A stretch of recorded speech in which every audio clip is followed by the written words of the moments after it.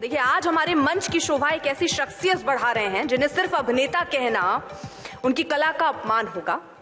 वो एक कहानीकार हैं, एक दूरदर्शी हैं, भारतीय सिनेमा के मिस्टर परफेक्ट के तौर पर उन्हें हम जानते हैं। जब वो पर्दे पर आते हैं तो किरदार जीवंत हो उठते हैं। वो मनोरंजन के साथ साथ समाज को सोचने पर भी मजबूर करते हैं। लगान से लेकर दंगल तक और तारे ज़मीं पर के संवेदनशील स्पर्श से लेकर सत्यमेव जयते की सामाजिक चेतना तक उन्होंने हमेशा हमें प्रेरित किया है। तो तालियों के साथ स्वागत कीजिए आमिर खान का, क्योंकि किरदार में जो ढल जाए वो जादूगर कहलाता है। मेहनत और लगन से जो इतिहास बनाता है, कला का वो पुजारी, दिल में जिसके हिंदुस्तान बसता है। हर दिल अजीज आमिर खान। और ये सेशन आगे बढ़ाएंगे मेरी सहयोगी अंजना ओम कश्यप।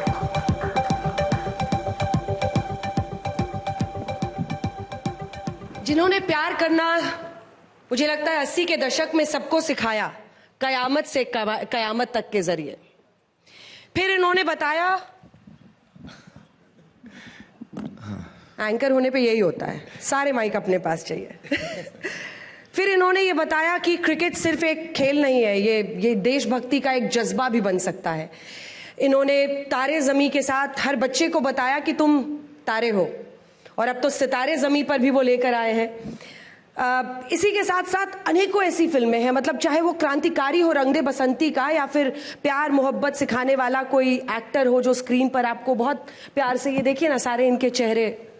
मतलब 3 इडियट्स में ये बताया कि जितने बच्चे परेशान हैं यूनिवर्सिटीज़ में, यहाँ पे हाथ रखो और बोलो ऑल इज़ वेल। इससे अच्छा फीलिंग इमोशन क्या हो सकता है। आमिर खान, आप एजेंडा आज तक में आ रहे हैं, हमारे दर्शकों के सामने बैठे हैं, आपका बहुत बहुत धन्यवाद। शुक्रिया, थैंक यू। सितारे ज़मीं पर, मतलब ये सिर्फ एक सीक्वल नहीं, एक इमोशन है। मतलब जितने लोगों ने देखा है, लगभग इतनी कमाई आपकी थिएटर्स से हुई 300 करोड़ के आसपास। उसके बाद आपने यूट्यूब पर भी इसको रिलीज किया है। I will not tell your age, but I will 60 लेकिन मैं बात करना चाहती हूँ, physical age 60, mental age is still 21। तभी तो फिर आप ऐसी फिल्में बना रहे हैं। वो जो ह्यूमन कनेक्ट आप खोजते हैं, आज भी लोगों के साथ कनेक्ट करते हैं, वो कैसे, मतलब इतने दिनों में आपकी, मैं life choices, film choices, I don't mean life choices, film choices, उस पर भी आऊंगी, लेकिन सितारे ज़मीं पर पहले उसके बारे में ज़रा बताइए कि ये फिल्म आपकी इस पड़ाव पर ज़िंदगी में क्या मीन करता है आपके। एक्चुअली ये फिल्म सितारे ज़मीं पर, ये एक रीमेक है स्पेनिश फिल्म का जिसका नाम था चैंपियंस। और जब मैंने चैंपियंस देखी तो मुझ पर उसका बहुत ही गहरा असर हुआ, क्योंकि ये फिल्म हमें बताती है कि, ये कहानी हमें बताती है कि हम में, और जैसे हम अक्सर न्यूरो टिपिकल और न्यूरो डाइवर्जेंट लोगों के बीच में अंतर देखते हैं। हमको लगता है कि जो बंदा डाउन सिंड्रोम है या ऑटिस्टिक है वो हमसे कमतर है, ये आमतौर पे ये सोच है लोगों की। लेकिन ये फिल्म हमें बताती है कि नहीं, इसमें एक्चुअली हमें कोई अंतर नहीं है और एक समानता है। हर इंसान अलग होता है, ऊपर वाला ने हम सबको अलग बनाया है। हर इंसान की खूबी होती है और हर इंसान की कमियां भी होती हैं। तो ये कहानी जो है, without being extra sympathetic or self-pity, going into self-pity, you know, it shows us that we are all equal, we are all the same, and we all have the same rights to live a life happily. Aamir, वही sensitive line एक होती है कि कहाँ पे आप पिटी ना दिखाएं, कि दया करना है हमें उन पे, कहाँ आप उनके लिए और सम्मान जगाएं। पर अब मैं आपकी फिल्म चॉइसेस पर आना चाहती हूँ।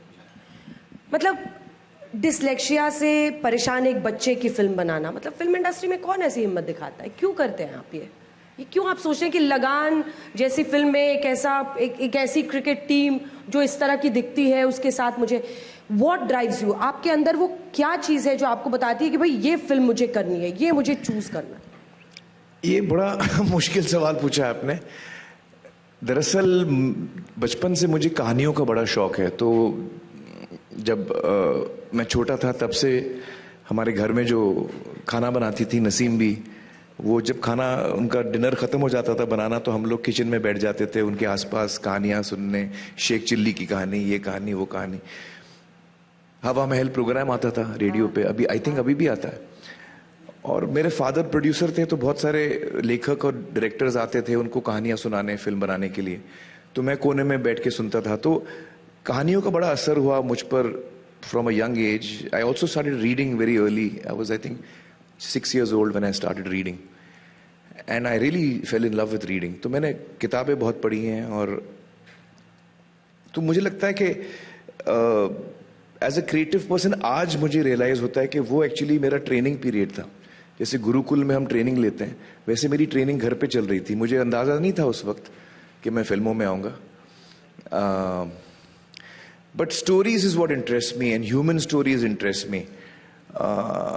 और मुझे ये भी लगता है कि जब हम इस फील्ड में हैं, फिल्म मेकिंग के फील्ड में, जो बेसिकली स्टोरी टेलिंग है, आप लोगों को कहानियाँ सुना रहे हैं, तो हर दफ़ा आप कोई नई कहानी सुनाएं बनिस्बत ये कि वही चीज़ आप सुनाएं. हाँ, तो मैं अपने आप से बोर हो जाता हूँ. अगर मैं वही चीज़ दोबारा करूँ, 3-4 दफ़ा करूँ, तो मुझे मज़ा नहीं आता है. So each time I want to surprise my self, I want to surprise my audience. कुछ नया मैं खुद महसूस करूँ, कुछ नया ऑडियंस को महसूस करवाऊँ. हाँ, क्योंकि तारे ज़मीं पर और सितारे ज़मीं पर भी बिल्कुल अलग है. जी जी, बिल्कुल अलग है, बिल्कुल अलग. पर 1988 1988, पता नहीं जो बच्चे होंगे उनको तो उस समय का कुछ याद भी नहीं होगा, पर जिस आमिर खान से हम सबको मोहब्बत हुई कयामत से कयामत तक, उसका मैं एक गाना इनको जरा दिखाना चाहती हूँ. देखती हूँ आज वाला आमिर खान इस आमिर खान से क्या कहना चाहता है. एक उसका एक गाना देखते हैं जो पसंदीदा गानों में से एक है, गजल. Well, I think that I don't know. So many feelings go through me when I see this first film of mine.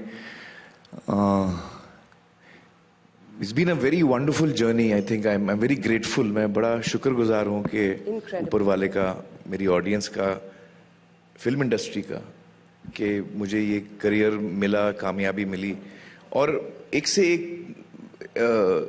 Talented लोगों के साथ काम करने का मुझे मौका मिला. तो मुझे सीखने का मौका मिला अलग अलग डायरेक्टरों से, लेखकों से, अपनी टीम से, and it's been a wonderful journey so far. कभी कभी मैं सोचता हूँ कि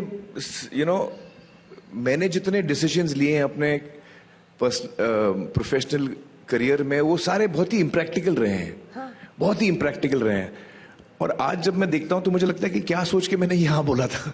जब भी मैं कोई फिल्म लेता हूँ, जैसे इवन सितारे ज़मीं पर, जब मैंने सितारे ज़मीं पर साइन की थी, मैंने कहा मैं ये करूँगा, तो मेरे आसपास के लोगों ने कहा आजकल एक्शन फिल्में चल रही हैं, आप क्या कर रहे हैं, ये आपको तो एक्शन करना चाहिए, ये आप डिजेबल्ड, इंटेलेक्चुअली डिजेबल्ड लोगों की कहानियाँ बना रहे हैं, कौन देखता है इंडिया में ये सब. बट मेरा दिल आ गया उस कहानी पे, और मैं क्रिएटिवली उस तरफ जाता हूँ जहाँ मेरा दिल आ जाता है. So I go with my heart. I don't go with potential box office numbers और ऑडियंस क्या सोचेगी, वो तो हमको वैसे भी नहीं पता ऑडियंस क्या सोचेगी. तो at least we should make what we feel like. तो मैं I always follow my heart, and I feel that as creative people we have a lot to contribute to society. This is my way of trying to contribute. Sitare Zameen पर release के पहले मैं आपका interview कर रही थी और मैं आपकी आंखों में झांक के समझने की कोशिश कर रही थी. आप इतना पैशनेटली बात कर रहे थे फिल्म के बारे में, और मुझे समझ नहीं आ रहा था कि तारे ज़मीं पर तो एक बच्चा और आप थे और वो हिट हो गई. अब आप फिर ये मतलब अलग अलग सारे किरदार हैं, सबके साथ आप बना रहे हैं, और इतने कन्विंस हैं कि भाई मैं दिल से बना रहा हूँ तो लोग पसंद करेंगे, और वो हो जाता है. तो वो कनेक्ट तो है. एक सीरियस मामला है ये, मतलब इतना आसान नहीं है ये. नहीं, दरअसल इसमें बहुत लोगों का हाथ है. आप जितनी भी मेरी फिल्में कामयाब हुई हैं आज तक, जो भी मैं जिस मुकाम पे पहुंचा हूं, वाकई उसमें बहुत लोगों का कंट्रीब्यूशन है मेरे साथ. क्योंकि फिल्म मेकिंग एक क्रिएटिव फील्ड है जिसमें हम लोग साथ मिलकर काम करते हैं. तो मेरा काम एज एन एक्टर डिपेंड करता है और 10-15 लोगों पर. तो जब पूरी टीम मिलकर एक अच्छा काम करती है तब जाके फिल्म अच्छी बनती है. तो मेरे करियर में जो भी सक्सेसफुल फिल्में बनी हैं, सबसे पहले तो श्रेय मिलना चाहिए उन फिल्मों के लेखकों का, writers, directors, and then all of us together. क्या है, मेरा चेहरा सामने आता है तो आपको लगता है ये मेरी कामयाबी है, लेकिन फैक्ट ये है कि ये पूरे ग्रुप की कामयाबी है, पूरे टीम की कामयाबी है. आई थिंक एक चीज हम लोग सीख सकते हैं आपसे, आप राइटर पर बहुत जोर देते हैं. लोग पहले इस सीक्वेंस में चलते हैं, प्रोड्यूसर, डायरेक्टर, उसके बाद राइटर को कहीं रखते हैं. सबसे पहले तो एक्टर ही आता है, उसके बाद तो शायद वो सीक्वेंस जो आपके दिमाग में है. मेरे लिए स्क्रिप्ट नंबर 1 है. Script number 1. और यही लापता लेडीज में भी सबसे बड़ा फैक्टर यही था. क्या स्क्रिप्ट थी वो. हाँ, मैंने कितनी बार वो फिल्म देखी है, मतलब और मेरे आसपास और हर उम्र के लोग उस फिल्म को देखते हैं. बट मैं वापस 1988 में जाना चाहती हूँ. आपने बताया नहीं कि ये वाले आमिर खान उस आमिर खान से क्या कहेंगे. क्या कहेंगे? हाँ.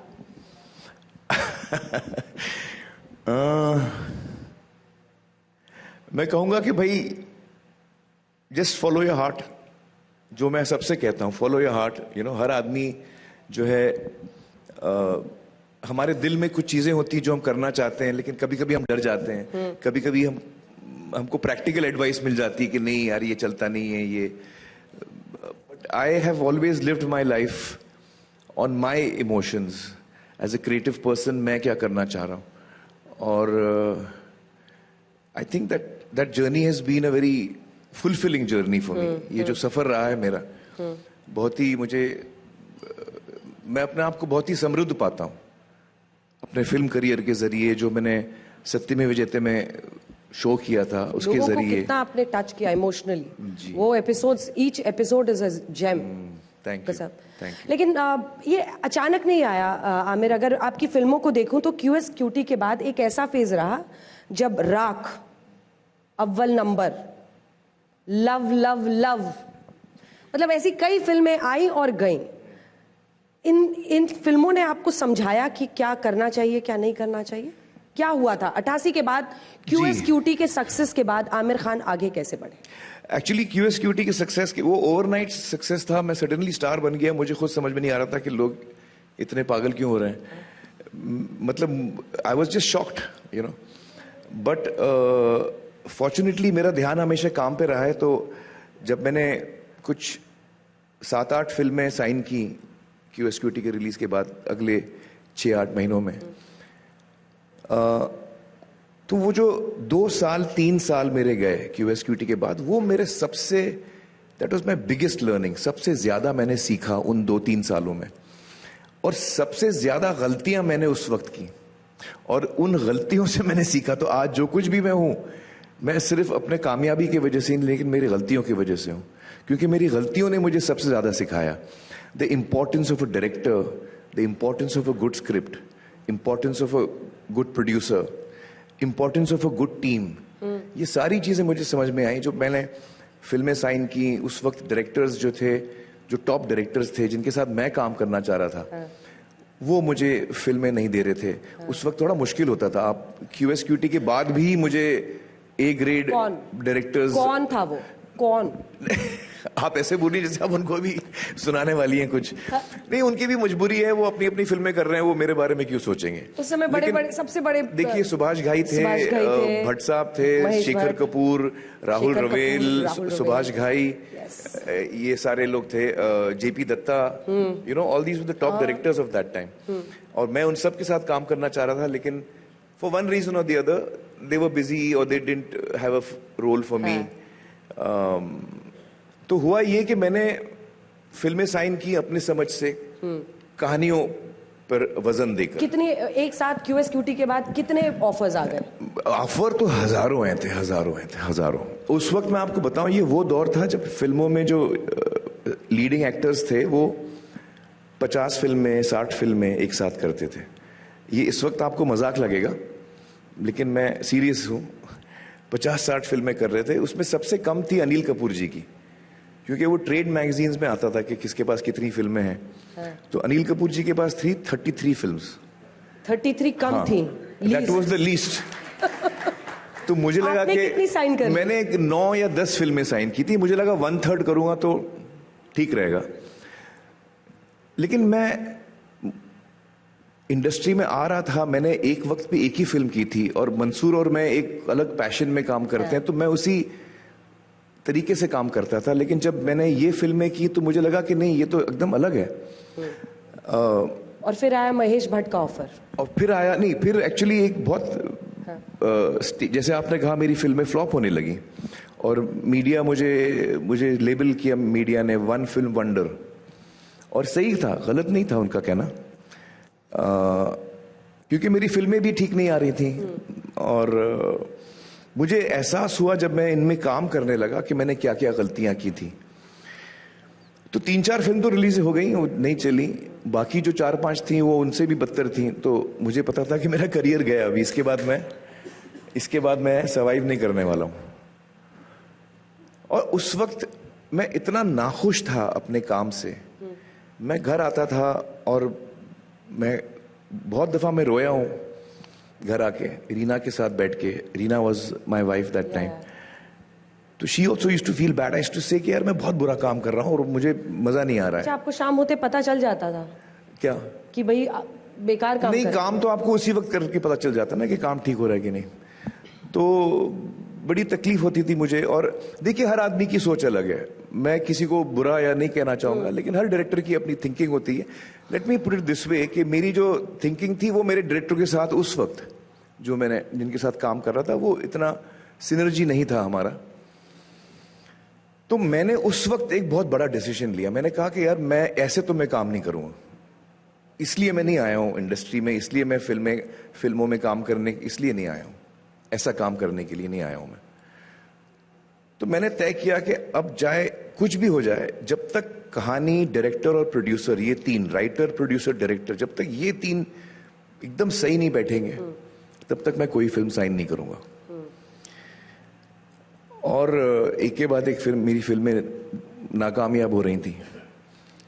आप समझ लीजिए मेरी कैफियत ऐसी थी कि जैसे मैं दलदल में फंसा हूं और मैं धंस रहा हूं अंदर, और धीरे धीरे मैं जितना मैं स्ट्रगल कर रहा हूं बाहर निकलने के लिए, मैं और अंदर धंस रहा हूं। तो उस वक्त, उस मौके पर मुझे भट्ट साहब का फोन आया, महेश भट्ट जी। वो उस वक्त बड़े कामयाब डायरेक्टर थे, अप एंड कमिंग। उनकी पहली फिल्म थी सारांश जो बहुत कामयाब हुई थी, उसके बाद अर्थ बनाई थी, वो भी बड़ी कामयाब हुई थी, और फिर नाम बनाई थी जो काफ़ी हिट हुई थी, बड़ी हिट हुई थी। तो उनका जो फ़ोन आया तो मुझे लगा हाँ, अब मतलब भट्ट साहब का, अगर मैं भट्ट साहब की फिल्म कर लूँ तो अगली 2-3 फिल्में भी फ्लॉप हो जाएंगी, तो I will be able to survive the crash. लोग कहेंगे यार भट्ट साहब की फिल्म आने दो, उसमें अच्छा काम होगा। लेकिन हुआ ये कि जब मैं गया उनके घर और कहानी सुनने गया, तो जब उन्होंने कहानी सुनाई तो मुझे पसंद नहीं आई, और मैं एकदम क्रश हो गया। मुझे लगा अरे यार, मैं आया था एकदम उम्मीद के साथ, लेकिन मुझे कहानी पसंद नहीं आई, और मैं भट्ट साहब को कैसे बोलूं, इतने बड़े डायरेक्टर हैं, मैं क्या बोलूं उनको, और मैं होता कौन हूं उनको बोलने वाला कि आपकी कहानी मुझे पसंद नहीं आई।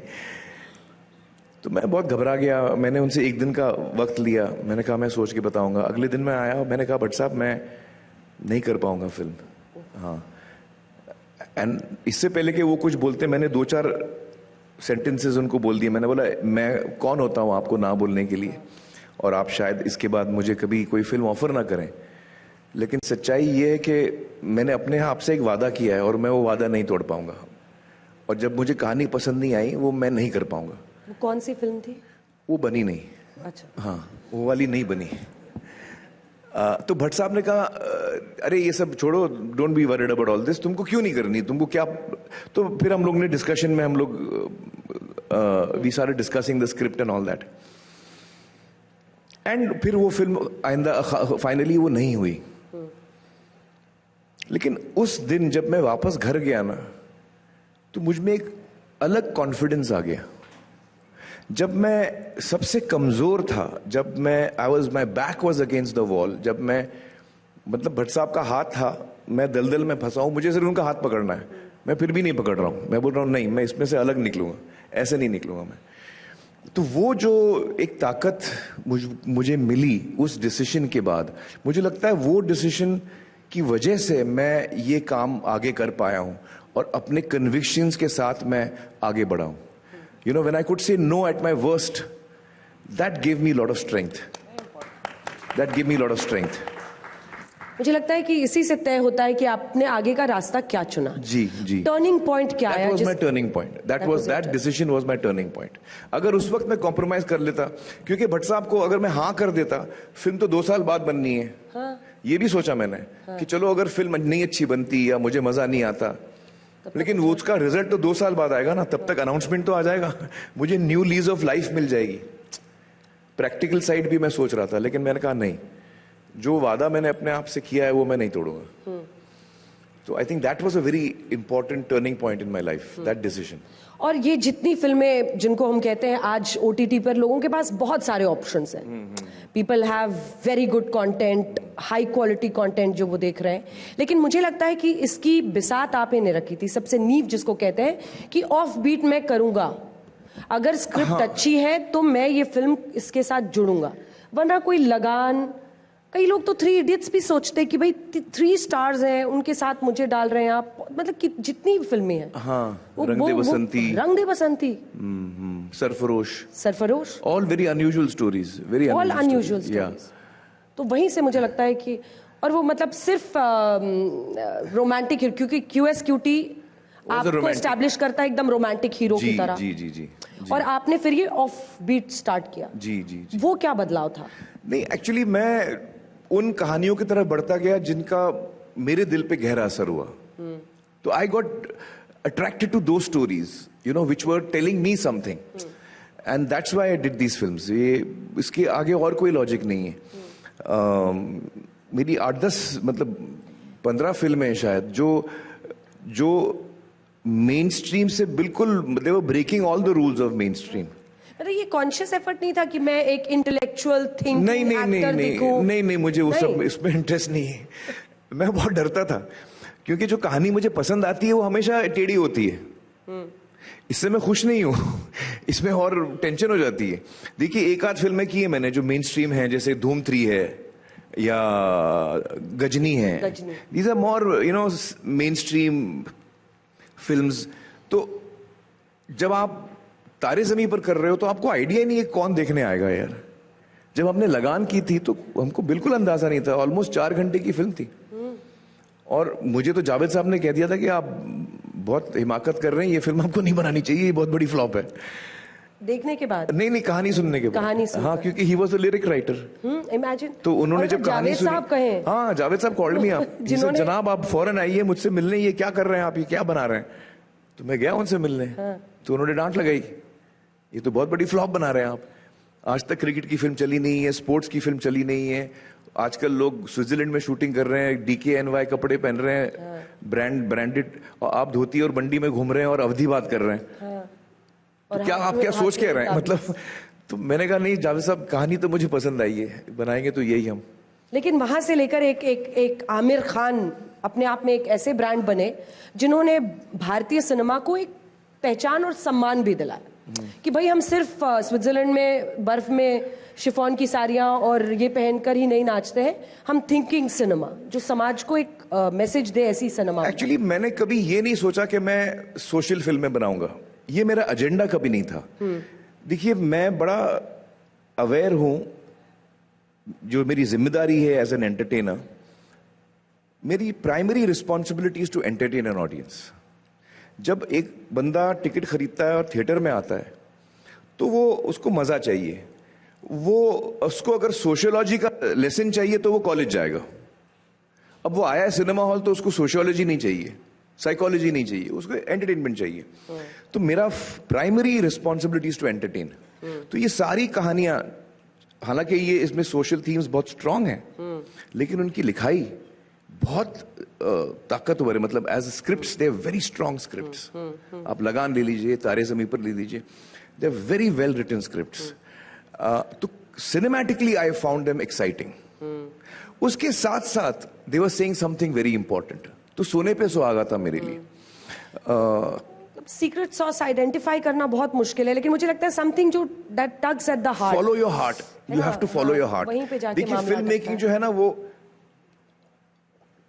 आपकी कन्विक्शन से बनता है। कोई भी फिल्म पैसों से नहीं बनती, फिल्म पागलपन से बनती है। कि एक टीम जो इस एक विजन में बिलीव करती है और उस विजन को कंप्लीट करने में वो कोई कसर नहीं छोड़ते, despite doubts, despite self doubts, despite many things, then you finally are successful.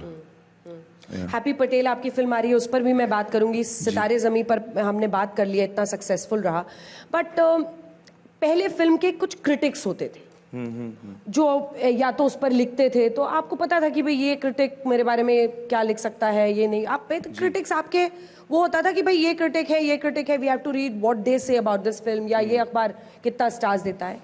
आजकल सोशल मीडिया है और फिर आपको एक प्लेथोरा ऑफ रिएक्शंस देखने को मिलता है। ज्यादा चैलेंजिंग टाइम्स है हर प्रोफेशन के। नहीं, आई डोंट थिंक सो। इतना फर्क उस एस्पेक्ट में इतना फर्क नहीं है।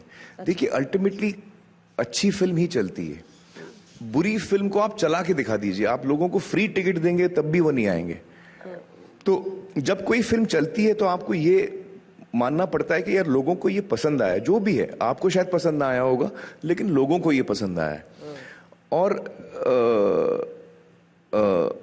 आई फील दैट, सॉरी आपका क्वेश्चन क्या था? मैं थोड़ा मतलब ज्यादा चैलेंजिंग है कि आजकल, क्योंकि हर प्रोफेशन के लिए मतलब तो अभी भी वही है, फिल्म निकलती नहीं, लोग देखते नहीं, एक पोस्टर पे पूरी कहानी लिख देते हैं।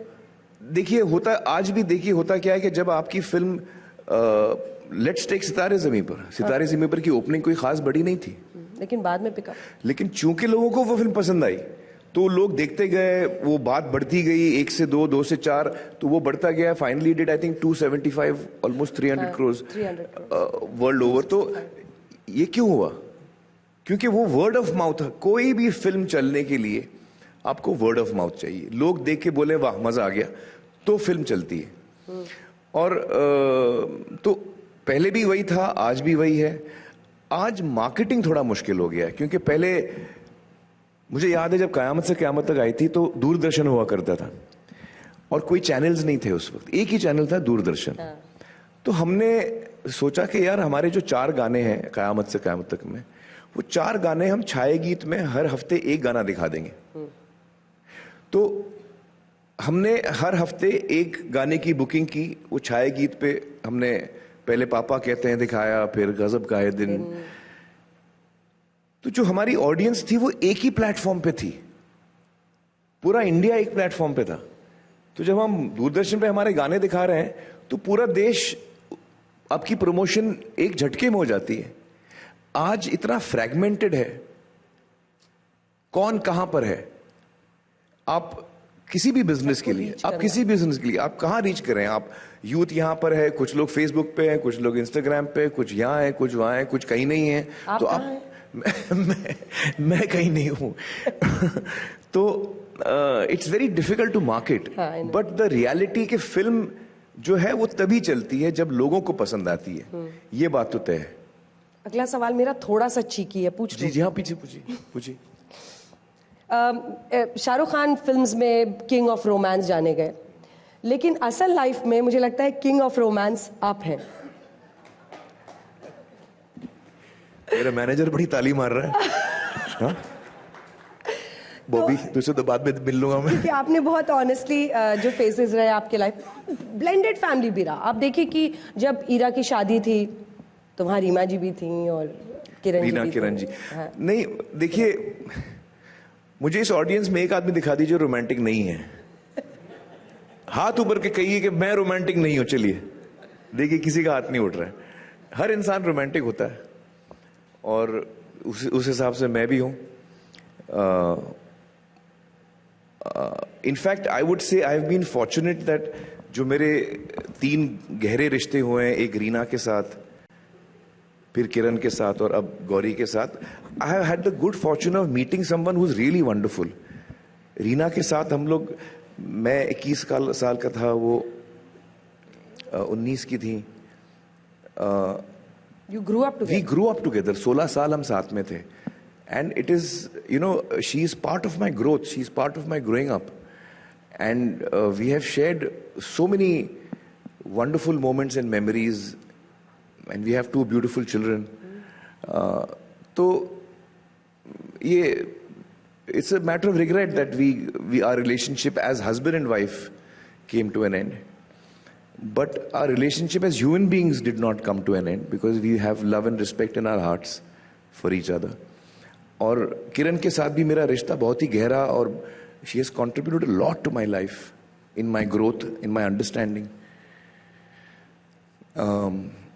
And now I'm fortunate to have met Gauri, who's someone who's very important to me and someone I'm deeply committed to. Ji. So I would say I've been fortunate that I've met wonderful people in my life, and our relationship has stayed all these years together. मेरा अगला question भी इससे related है। Love as a power, मतलब finding love at 60 is not easy. 60 की उम्र में आपको मोहब्बत, क्योंकि आप ही का एक, मैं पुराना आपके सारे मैंने इंटरव्यूज़ देखे और आपको मैं अक्सर सुनती हूँ, आपने कहा कि नहीं अब एक उम्र के बाद शायद वैसी मोहब्बत ना हो पाए। लेकिन वो कैसा क्वेस्ट कैसा है, और लव एज अ पावर कितनी बड़ी चीज है। Actually, I think love is a very powerful emotion and it has a lot of healing qualities. देखिए, love and hate ये दो emotions हैं तो एक दूसरे के opposite हैं. Love and hate. Hate जो है वो बहुत ही थका देता है आपको. Hate is very tiring, you know. Draining. And love is very enriching. It gives you hope. It gives you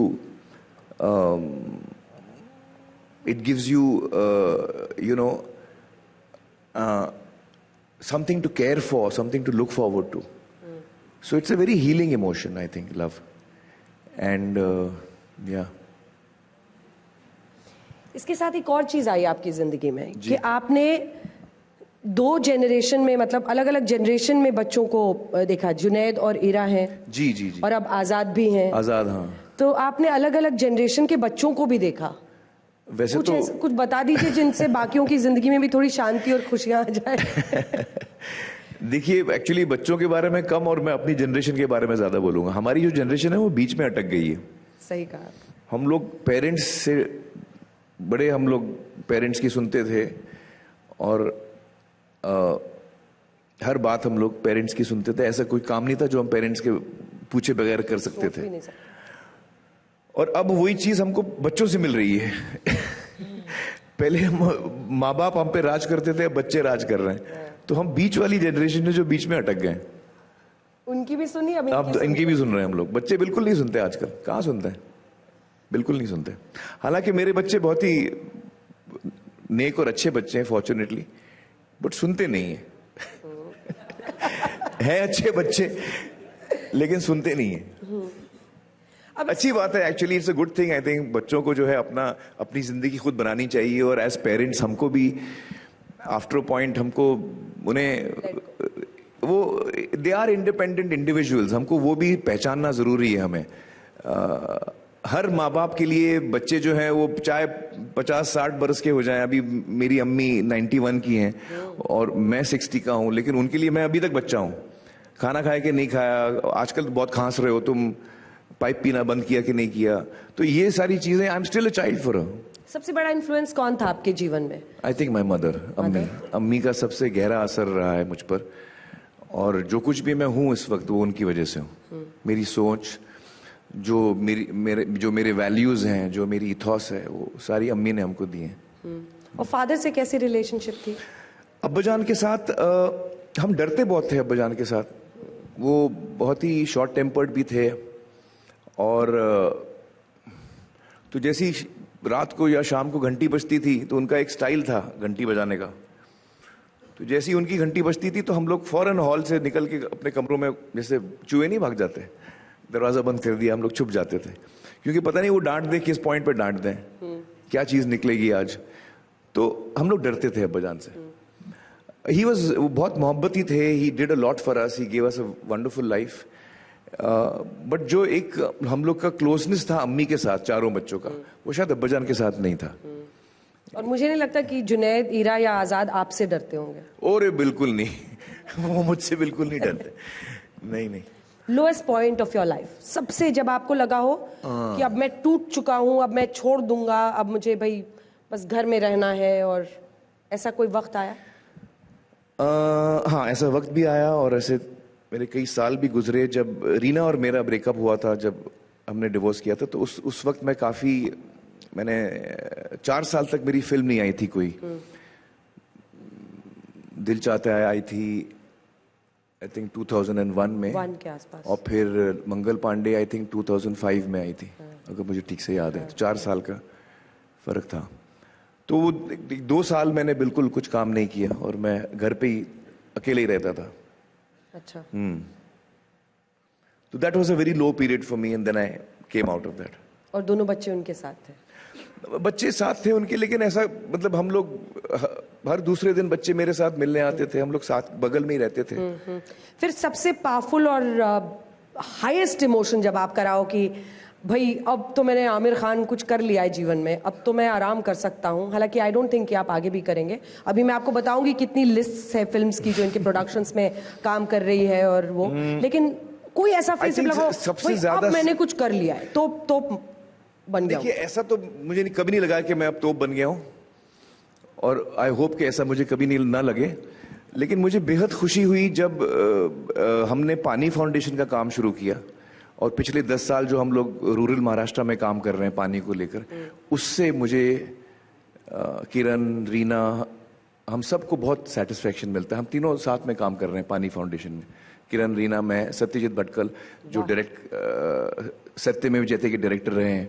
और ये ब्लेंडेड फैमिली वाला ये पोर्ट्रे करता है कि एक साथ मिलकर तीनों, I mean we are all very passionate about that, and तो आई थिंक जो मैंने टीवी शो किया सत्यमेव जयते, और उसके बाद जो पूरी टीम है वो शिफ्ट हुई पानी फाउंडेशन में, तो ये जो काम किया मैंने पिछले अभी 15 साल हो गए, उससे मुझे बड़ा सेटिस्फेक्शन मिलता है, बहुत सेटिस्फेक्शन मिलता है।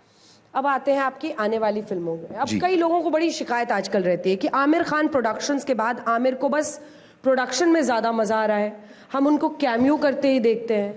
भाई पूरी फिल्म जो हर साल हम लोग इंतजार करते थे जी जी जी कि आमिर साहब की फिल्म आने वाली है, भाई उसके लिए पहले से कब रिलीज होने वाली है, कौन से वीकेंड पे जाना है। नहीं तो अभी आई ना सितारे जमीन पर। हाँ, सितारे ज़मीन हाँ, पर। इस साल वो आई है, और इस साल कितना टाइम हो गया, इसी साल हाँ, आई अभी ना? इसी साल 2025। हाँ, तो इस साल तो फिल्म आ गई। हाँ। अभी मैं कहानियां सुन रहा हूँ एज एन एक्टर, ये डिसाइड करने के लिए कि अगली फिल्म कौन सी होगी, और एक दो कहानियां बड़ी अच्छी आई भी हैं। इसके अलावा मेरे प्रोडक्शन हाउस में 3-4 फिल्में बन रही हैं। हैप्पी पटेल आ रही है, लाहौर 1947, जिसमें सनी देओल हैं, शबाना आजमी हैं, प्रीति जिंटा हैं, राज संतोषी डायरेक्टर हैं उसके, और एक फिल्म आ रही है उसका नाम है एक दिन। इसके डायरेक्टर नए हैं, सुनील पांडे, और जुनैद मेरे बेटे उसमें लीड रोल कर रहे हैं, और साई पल्लवी हैं, बहुत ही कमाल की एक्ट्रेस हैं साउथ की। तो ये 3-4 फिल्में मैं अभी प्रोड्यूस कर रहा हूँ जो अगले साल आएंगी। हैप्पी पटेल तो जनवरी में आ रही है, और फिर अगले 2-3 महीने में सारी फिल्में आएंगी एक एक करके। हैप्पी पटेल कॉमेडी है, कॉमेडी वीरदास है उसमें, फुल आउट। हाँ, मोना सिंह। वीरदास, मोना सिंह जो लाल सिंह में मेरी माँ बनी थी, इसमें मैं उनका फादर बना हूँ। नहीं, मैं नहीं देखूंगी। मोना सिंह के आप डैड बने हैं। हाँ हाँ हाँ। इससे कैसे डील किया जाए? अरे देखिए एक्टर्स जो हैं, एक्टर का मतलब ही वो होता है कि वो आप वो किरदार करें जो आप ना हो। तो मुझे अक्सर अजीब लगता है जब लोग, आजकल बड़ा डिस्कशन होता है कि भाई आप अगर, ये पूरे वर्ल्ड में डिस्कशन हो रहा है कि अगर आप एक एथनिसिटी के नहीं हैं, हाँ। तो आपने उस कम्युनिटी का एक्टर क्यों नहीं लिया, आपको उसी कम्युनिटी का एक्टर लेना चाहिए था और रियल होना चाहिए। मेरी सोच थोड़ी अलग है। एक्टर वही है जो वो काम करता है जो वो नहीं है।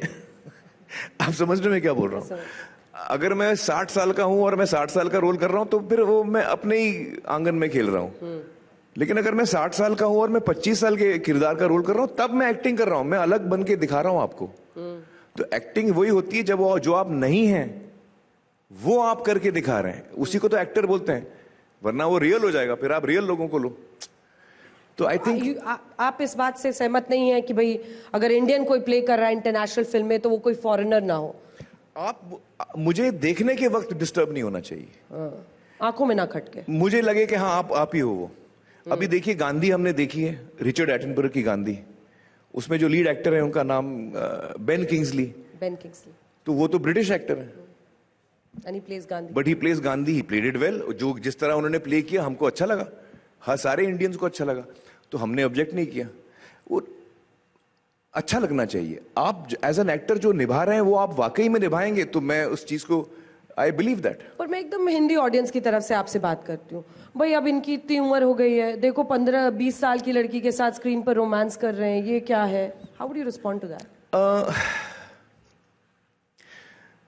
देखिए कभी कभी वो कहानी की रिक्वायरमेंट होती है, कभी कभी age is part of the requirement of the story. और उसके अलावा अल्टीमेटली अगर आप कुछ हिमाकत कर रहे हैं, और हम सब कभी ना कभी हिमाकत करते भी हैं, तो जब हम हिमाकत करते हैं तो हमारी फिर नहीं चलती ना, हम लोग ऑडियंस हमको बता देती है कि भैया आप गलत कर रहे हो। कोई कैरेक्टर जो आमिर खान के साथ रह गया हो, कोई एक ऐसा कैरेक्टर जो इतना अंदर समा गया कि उसको आप निकाल नहीं पाए, या फिल्म के बाद निकल जाता है खुद? एक्चुअली हर किरदार का थोड़ा थोड़ा रह जाता है मेरे साथ।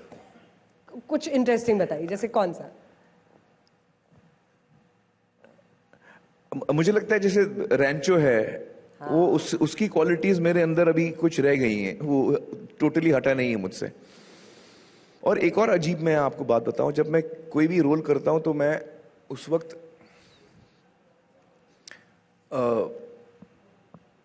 थोड़ा बहुत वो एनर्जी आ जाती है मुझ में। हालांकि मैं, ऐसा नहीं है कि मैं शाम को शूटिंग के बाद जब घर आता हूं तो मैं वही किरदार हूं, ऐसा नहीं है। लेकिन मुझे याद है गजनी जब मैं कर रहा था, तो गजनी में मेरा जो किरदार है वो बहुत ही full of violence, he is very violent from inside, अंदर से। तो आमतौर पे जहां भी मैं जाता हूं तो एनर्जी मेरे तरफ आती है, लोग मेरी तरफ बढ़ते हैं, वो फोटो लेना चाहते हैं, हाथ मिलाना चाहते हैं, बातचीत करना चाहते हैं। तो energy is usually coming towards me, जहां मैं जाऊं, एयरपोर्ट पे जाऊं, कहीं पे भी जाऊं। गजनी के वक्त उल्टा होता था, मैं जहां जाता था लोग हट जाते थे, और मुझे पता नहीं क्यों हटते थे, मैं वही इंसान हूं लेकिन शायद मैं कोई एनर्जी दे रहा था जिससे वो घबरा जाते थे, वो हट जाते थे। हाँ, ये 1-1.5 साल 2 साल ये बात चली, मैंने नोटिस किया जहां मैं जा रहा हूं लोग हट रहे हैं। सबसे ज्यादा प्यार किस फिल्म के जरिए मिला? Now that you put it like that, I think कि भाई ये गजनी देखकर लोग भाग जाते थे। आई थिंक तारे जमी पर, 3 इडियट्स, पीके। पीके बच्चों को बहुत पसंद आई है, kids love PK. I think Dangal film got a lot of love. छोरियां छोरों से, हमारी छोरियां चोरों से कम है के? जी, कम है के? एक्टर अच्छा लगता है आपको? मतलब मुझे हमेशा लगता है कि आप एक्टर हैं, आप एक परफॉर्मर हैं, आपको ऑडियंस को बांध के रखने में अच्छा लगता है। तो वो आपको पसंद है, या किसी और का शो, एक्टर, कोई डायरेक्टर, कोई प्रोड्यूसर, कोई सिर्फ प्रोडक्शंस आपका? नहीं, प्रोडक्शन में अपना एक अलग मजा है, और हालांकि मैं एक्टिंग ज्यादा एंजॉय करता हूं, लेकिन प्रोडक्शन में भी मुझे मजा आता है कि देखिए हर फिल्म तो मैं नहीं कर सकता। अब जैसे लापता लेडीज की कहानी जब मेरे पास आई तो मुझे इतनी पसंद आई, वो कहानी इतनी पसंद आई, तो मैंने किरण को कहा, किरण आपको ये बनानी चाहिए, और हमने फिर वो फिल्म प्रोड्यूस की, और इतनी अच्छी बनी, किरण ने कितनी कमाल की फिल्म बनाई। तो मुझे लगता है कि हर फिल्म में तो मैं, लेकिन जब मैं प्रोड्यूस भी करता हूं तो आप ये मान के चलिए कि मेरा इन्वॉल्वमेंट उतना ही होता है जो एज एन एक्टर होता है, उतना ही मेरा इन्वॉल्वमेंट एज ए प्रोड्यूसर होता है।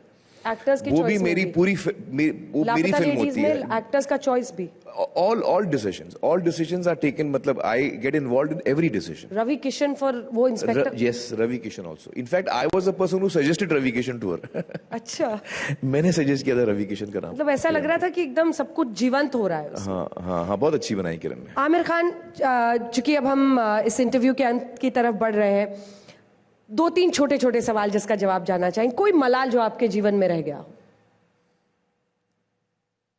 ओह नहीं, आई थिंक ऐसा कोई खास मलाल नहीं है। आई थिंक, और ऐसी भी बात नहीं कि मेरी जिंदगी बहुत कमाल की कटी है, वो बहुत खुश कटी। मुझे मेरे हर इंसान की जिंदगी में, नहीं, हर इंसान की जिंदगी में चैलेंजेस आते हैं, हर इंसान की जिंदगी में अप्स एंड डाउन्स आते हैं, बट आई थिंक जो भी मेरी जिंदगी रही है और कटी है, I am thankful and grateful for it. आपकी फिल्म मेकिंग का लगभग 4 दशक यादों की बारात के बाद, और फिर लगभग 30 years ऑफ एक्टिव सिनेमा, आप क्या वो एक मंत्र देंगे? एक मंत्र अगर कुछ है ऐसा न्यू कमर्स के लिए। Believe in your self and follow your heart. And one more thing I would से, बिकॉज इंसान को प्रैक्टिकल भी रहना चाहिए उसके साथ साथ, कि don't ever compromise on your dreams, you know, but sometimes you have to compromise to achieve your dream. So you have to, वो बारीक फर्क आपको समझना चाहिए कि जब मुझे कोई चीज कॉम्प्रोमाइज करनी है, लेकिन जो गोल मेरा ड्रीम है वो अचीव करने के लिए मैं ये कॉम्प्रोमाइज कर रहा हूं।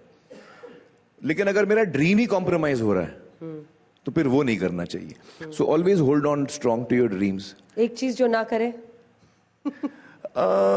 लोगों का दिल ना दुखाएं, बस मेरे लिए वो एक मंत्र है जो अम्मी से सीखा है मैंने. कोशिश ये रहनी चाहिए कि लोगों का दिल ना दुखे. आई थिंक इसी नोट पर खत्म करते हैं इस इंटरव्यू को.